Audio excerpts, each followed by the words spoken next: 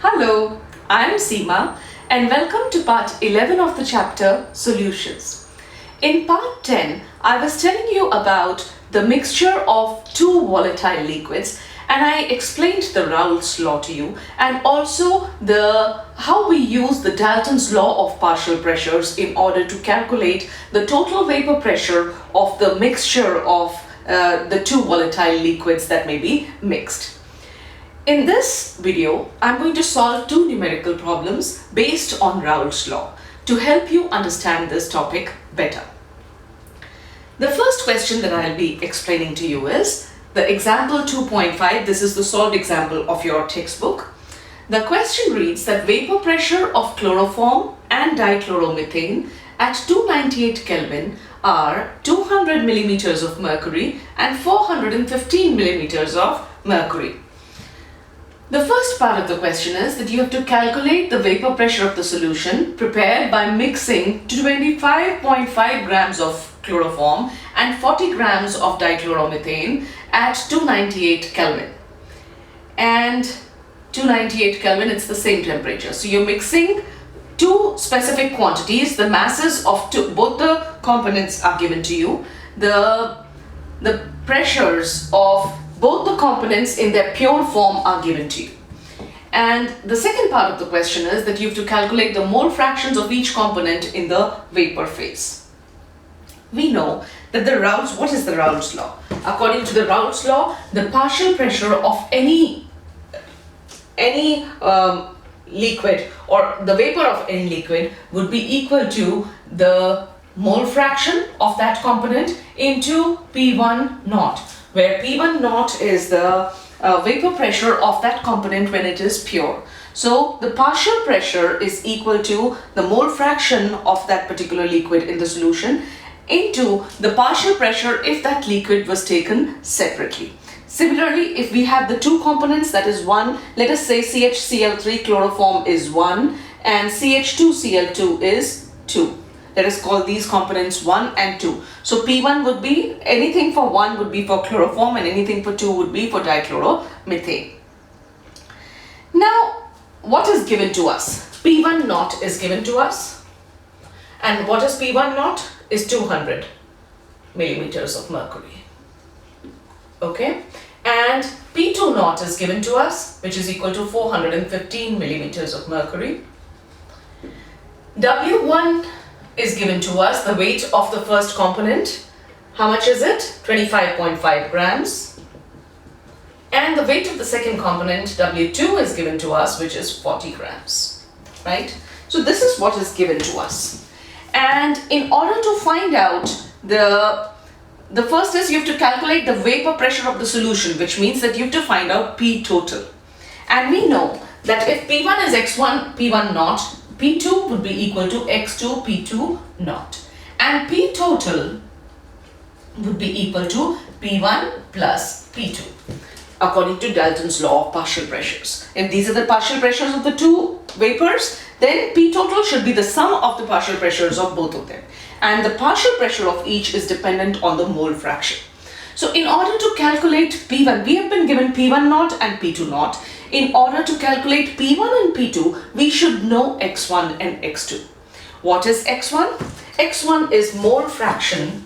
X1 is mole fraction of component 1. And how would you write it? What is mole fraction? The number of moles of component 1 upon moles or number of moles of 1. I can write it as N instead of writing this. Number of moles of component 1 upon number of moles of component 1 plus number of moles of component 2, since it's a binary solution. Right? Similarly, X2 would be N2 upon N1 plus N2. In order to know the number of moles, okay, let me write this also. X2 therefore would be equal to N2 upon N1 plus N2. Now, in order to calculate this, we must have the values of both N1 and N2.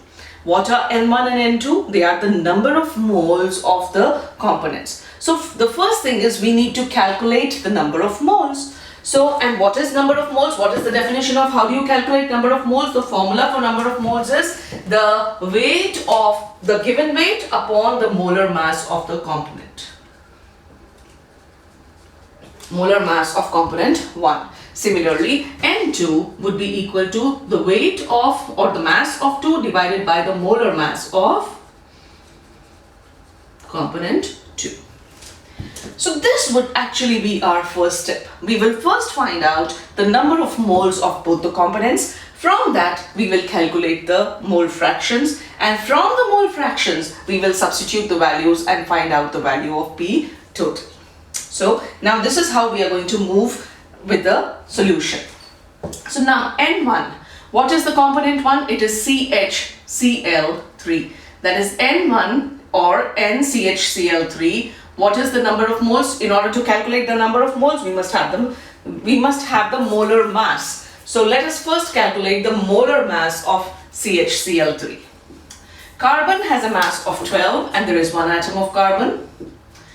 1 atom of hydrogen, mass of 1, plus chlorine has a mass of 35.5 and there are 3 atoms of chlorine. So when you solve all of this, you'll get the mass of chloroform. The molar mass of chloroform that you calculate from this comes out to be equal to 119.5. 119.5. And dichloromethane CH2 Cl2 would be equal to 12 into 1 carbon plus 2 hydrogens, that is 1 into 2 plus the mass of is 35.5 into 2, right? When you find out the mass of dichloromethane, it will be 85 grams per mole. 85 grams per mole. So from this, we have calculated the molar masses of both the components, that is chloroform and dichloromethane. After having calculated, so now what do we have? We have the molar masses, and the masses are given to us, so we can calculate N1 and N2. N1, or now instead of 1, let me write CHCl3. Number of moles of CHCl3, that is chloroform, would be equal to, what is the mass of chloroform N1 given to us? The weight is 25.5. So 25.5 divided by the molar mass given to us that we've calculated for chloroform is 119.5 grams per mole. And this is grams. So the grams and grams will get cancelled. You'll get the answer in number of moles, and the number of moles, that is N1, NCHCl3 or N1. So when you calculate this, you get 0.213 mole, right? And the number of moles of CH2, Cl2 or N2 would be equal to, the mass given is 40 grams and the molar mass that we've calculated is 85 grams per mole. The grams and grams get cancelled, you'll get the answer in moles. You'll calculate the number of moles of dichloromethane and it will be 0.47 moles. So now you've calculated the number of moles of both the components. That is, you have N1 and you have N2. From this you can calculate X1. X1 is equal to N1 upon N1 plus N2. And X2 can be calculated by subtract. If you have the value of X1, X2 can also be written as 1 minus X1. If you just remove X1 from 1, you will get X2. So we can get the value of X2 by subtracting it from 1. So here, N1 upon N1 plus N2, what is N1? It is 0.213 mole upon 0.213 plus 0.47 mole. And the moles and moles in numerator and denominator get cancelled. Therefore, you have no units in the for mole fraction because it's a number, it's a ratio. And the number that you get, the value that you get here is the mole fraction of chloroform would be 0.312. 0.312. So what would X2 be? X2 would be 1 minus X1, which is equal to 1 minus 0.312, and when you calculate this, it comes out to be equal to 0.688. 0.688. Now remember, X1 is CHCl3 and X2 is CH2Cl2. So now you've got the mole fractions of both. So we are moving behind, like we are going in the reverse order. First we calculated the number of moles of both, it is done. Now we've calculated the mole fractions of both. Now if we know the mole fractions of both the components, we can now substitute the value in and we can calculate P1 and P2. And after calculating P1 and P2, we will put it in the Dalton's equation.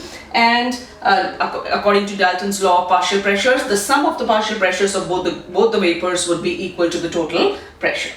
So now substitute these values in this. P1 naught and P2 naught are given to us. From this you can calculate P1. P1 would be equal to P1 X1 is 0.312 into P1 naught is 200 millimeters of mercury, right? And mmHg. So you'll get the answer will be, the units would be in millimeters of mercury. So P1 that you will get and P2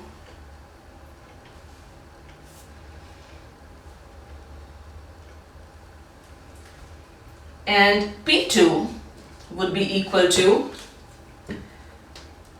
P2 is X2 and X2 is 0.688 into 415 millimeters of mercury.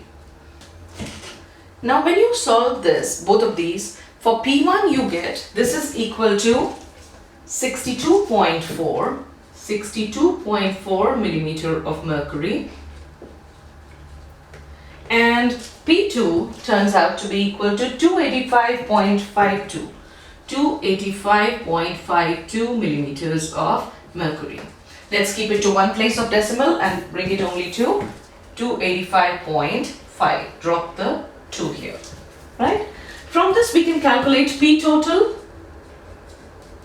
is equal to P1 plus P2, which is equal to 62.4 plus 285.5, and when you solve this, this comes out to be equal to 347.92.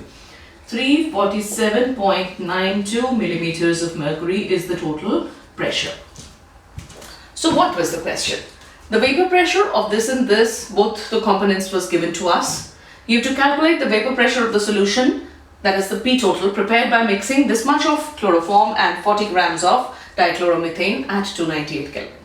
Now the second part of the question says that you have to find out the mole fractions of each component in the vapor phase. So let me remind you, in the vapor phase, what is the formula to calculate the partial pressure of each of the component? The formula for calculating the partial pressure of each component in the vapor phase is, let me keep this here. Yeah, this should be enough. Okay. So the formula for P1 in the vapor phase, now this is the second part of the question. For vapor phase, P1 is equal to, it is the mole fraction of X1, that is mole fraction of the first component, into P total. And mole fraction, I should not, in the vapor phase, we call the mole fraction Y1. So Y1 into P total, and P2 then would be equal to Y2 into P total. Right? So Y1 and Y2. So we are supposed to calculate Y1 and Y2 from this, isn't it? You have to calculate the mole fractions of each component in the vapor phase. So what is the formula that you would use? Y1 would be equal to P1 upon P total. And P total we've calculated is 347.92. 347.92. And what is P1? P1 is 62.4 millimeters of mercury. And from this you'll get the mole fraction, and since both of them are millimeters of mercury, there will be no units and you'll get the mole fraction without units. So the mole fraction of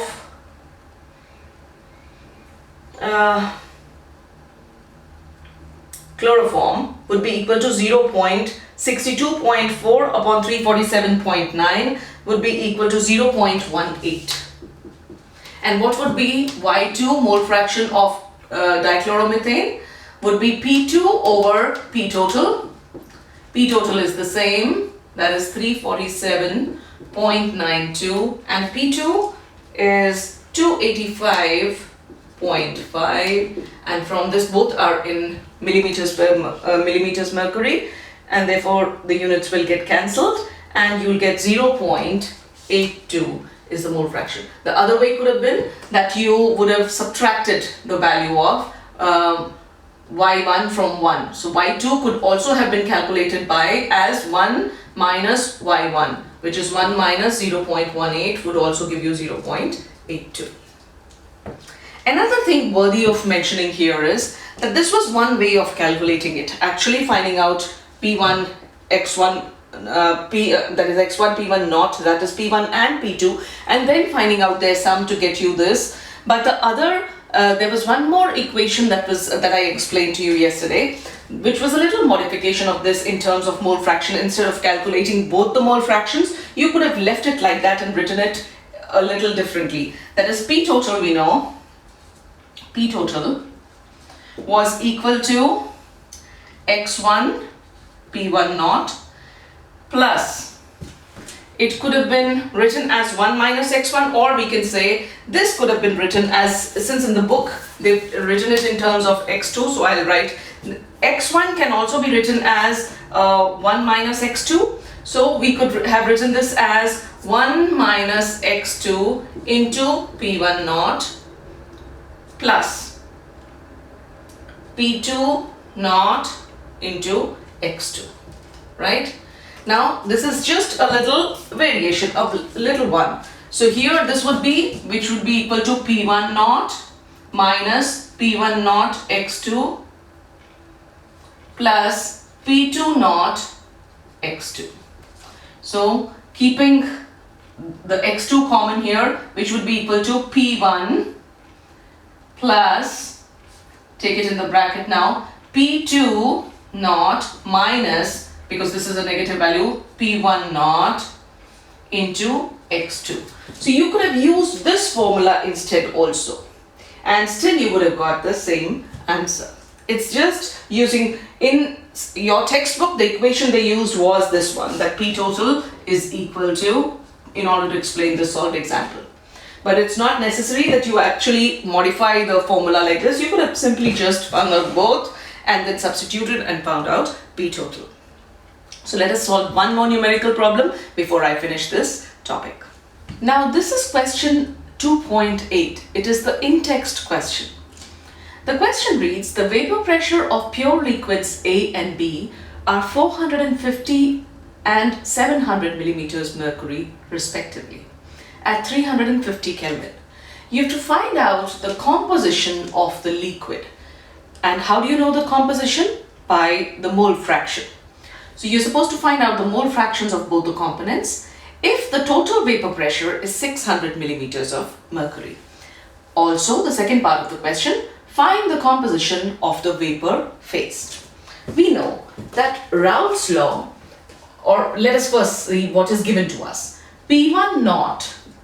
Now we have the liquids are A and B. So instead of 1 and 2, let us write A and B. P naught A is given to us is 450 millimeters mercury. And PB naught is also given to us, which is 700 millimeters of mercury, right?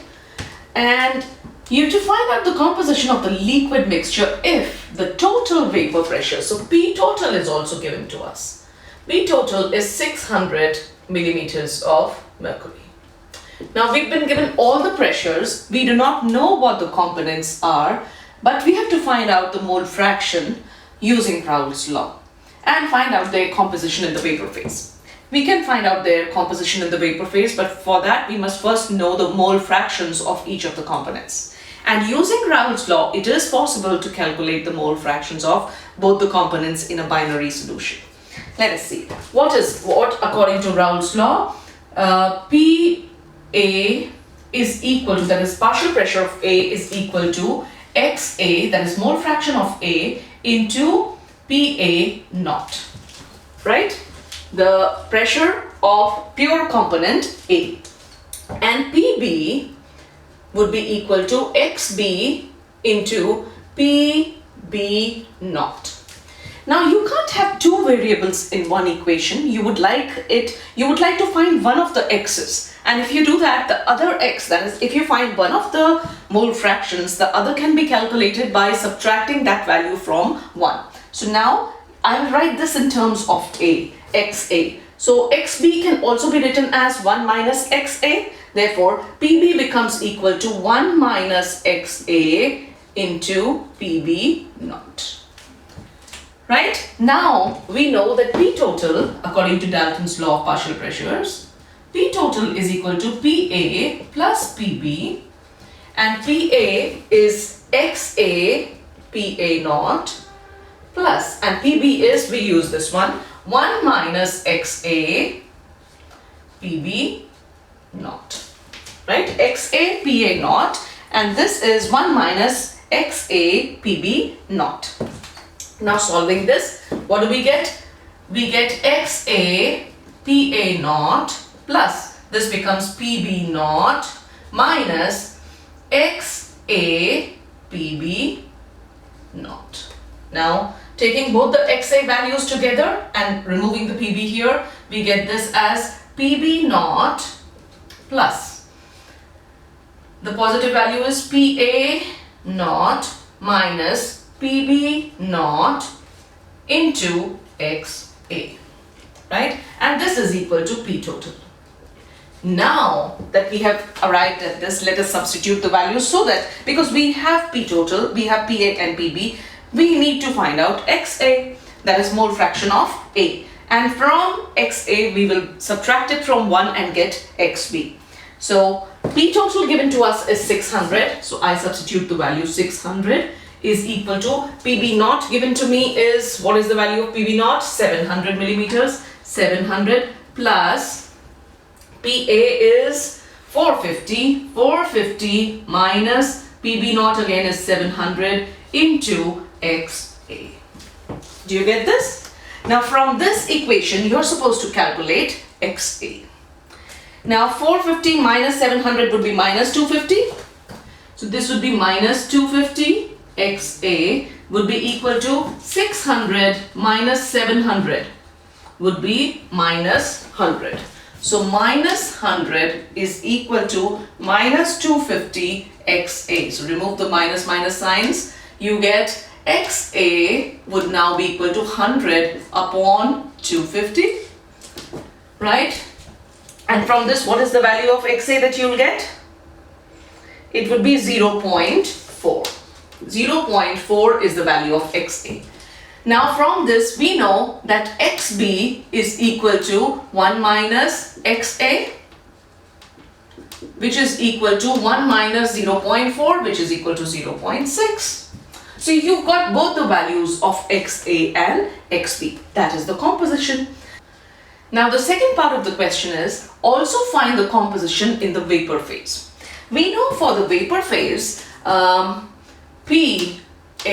would be equal to YA into P total, and PB would be equal to YB into P total. So we have P total, but in order to calculate YA and YB, we must know PA and PB. So what is PA? PA is equal to XA into PA naught. And XA we have calculated as 0.4 and PA naught was given to us, which was 450 millimeters of mercury. And when you calculate this, what is the pressure in mmHg? You will get it. mmHg would be the units. And you will get the pressure of A would be 180 millimeters of 180 millimeters of mercury. And PB would be equal to XB PB naught. And XB is 0.6 and PB naught is 700. Yeah, 700 millimeters of mercury. And this comes out to be equal to 420 millimeters of mercury. 420 mmHg. Right? Now, after doing this, you know PA, values of PA, PB and P total is known to us. You can calculate YA and YB. One way of doing it is to substitute the values in one in both of them and then find it, or the other one would be find out the mole fraction of one component, the other component would be 1 minus that value. So let us do that. PA now, PA is 180 millimeters mercury, mmHg is equal to YA into P total, and P total is 600 millimeters mercury. So YA would be equal to 180 upon 600, and both the mmHg would get cancelled, and you'll get the mole fraction, that will be 180 by 600, which is 0.30. 0.30, and mole fraction of YB would be equal to 1 minus YA, which is equal to 1 minus 0.3, which will be equal to 0.7 or 0.70. Right? So these are the mole fractions in the vapor state. So this was Raoult's law and the topic of vapor pressure of liquid solutions. So if you found it helpful, please give it a thumbs up, subscribe to my channel, recommend it to your friends, and please keep returning for more videos in chemistry. Thank you for watching, and bye-bye for now.